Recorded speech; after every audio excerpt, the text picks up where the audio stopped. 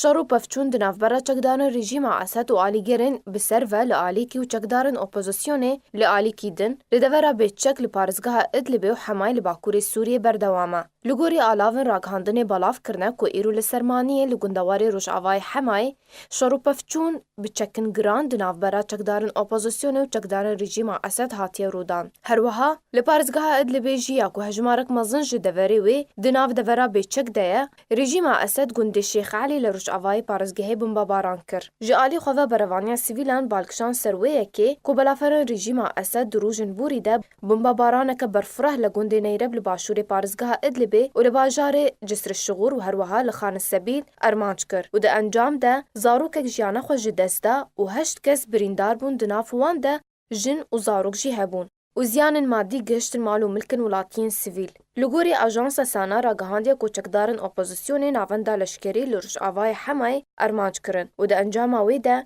زاروکک جانا خو جدسته و 5 کس بریندار بون. تفی کوری کفتنا سوچیا دبن سیمانا روسیا و ایران و ترکیه ده هات بو امضا کرن درباره دورا بیچک لباکور سوریه کو دورا اپوزیسیون سوری لخدگره لی رژیم اسد پابندی بو ویره کفتنی ناکه و ایریش لسر وی دوره بردوامه.